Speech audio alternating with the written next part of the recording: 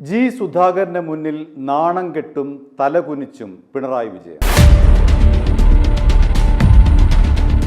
16ാം നിയമസഭയുടെ MLA-മാരുടെ സത്യപ്രതിജ്ഞാ ചടങ്ങ് ഇന്നാണ് നടക്കുന്നത്.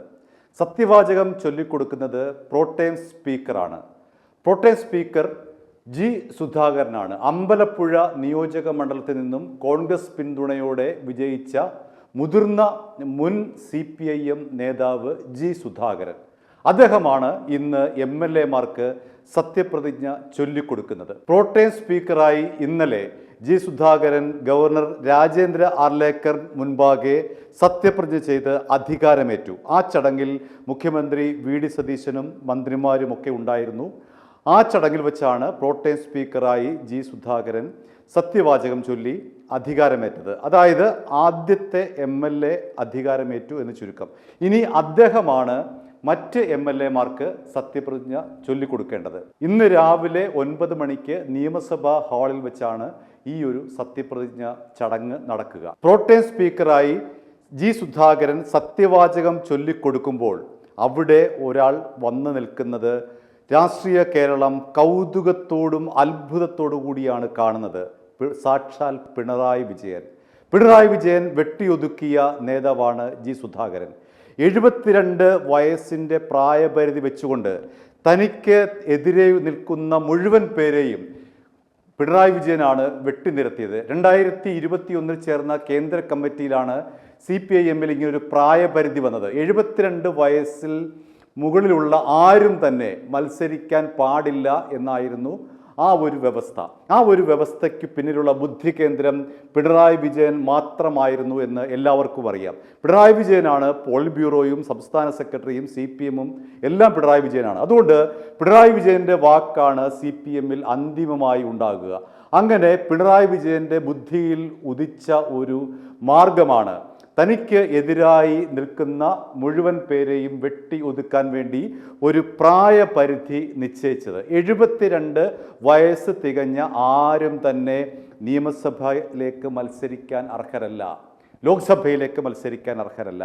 അങ്ങനെ പിണറായി വിജയൻ കൊണ്ടുവന്ന പ്രായപരിധിയിൽ ഒതുക്കപ്പെട്ടു പോയ ഒരാളാണ് ജി സുധാകരൻ. മറ്റ് 2 പേരാണ് EP ജയരാജനും ഡോക്ടർ തോമസ് ഐസക്കും.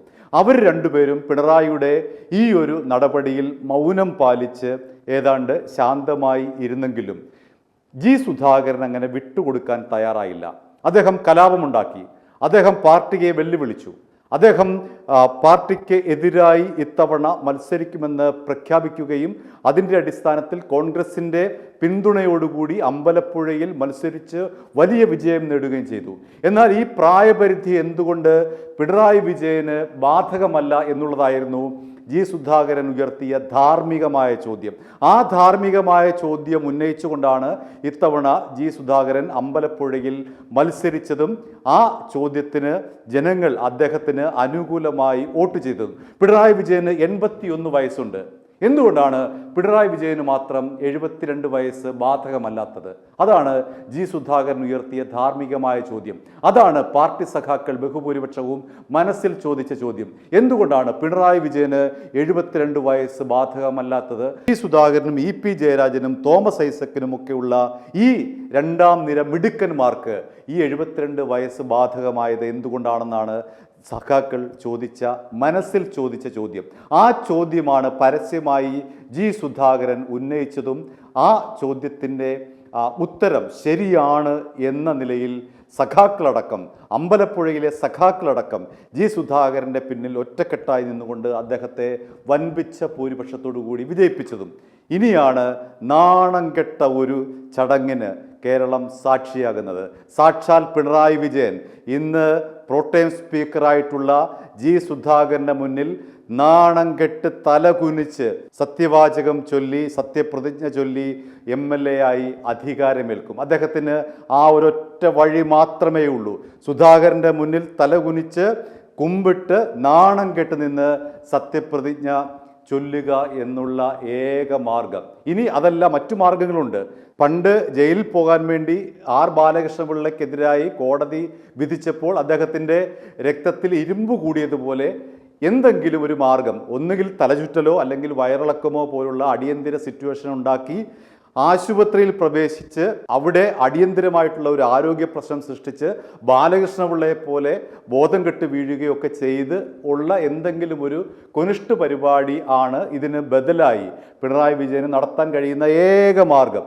ആ മാർഗമല്ലാതെ അദ്ദേഹത്തിന് ഈ ജി സുധാകരന് മുന്നിൽ വന്ന് നിൽക്കുക തന്നെ വേണം, അല്ലാതെ മറ്റൊരു മാർഗവുമില്ല. ഒന്നുകിൽ അടിയന്തരമായി ബാലകൃഷ്ണപിള്ളയുടെ രക്തത്തിൽ ഇരുമ്പ് കൂടിയതുപോലെ എന്തെങ്കിലും രോഗം അഭിനയിച്ചുകൊണ്ട് ആശുപത്രിയിലാകുക, അതല്ല എങ്കിൽ ജി സുധാകരൻ്റെ മുന്നിൽ വന്ന് തലകുനിച്ച് നിന്ന് സത്യവാചകം ഏറ്റുചൊല്ലി MLA ആയി അധികാരമേൽക്കുക. ഇതാണ് കാലം കാത്തുവച്ച കാവ്യനീതി. i2i News, an eye for truth. i2i News subscribe ചെയ്തിട്ടില്ലാത്തവർ ഇപ്പോൾ തന്നെ സബ്സ്ക്രൈബ് ചെയ്യുക. നോട്ടിഫിക്കേഷൻ ലഭിക്കുവാൻ ബെൽ ബട്ടണും അമർത്തുക.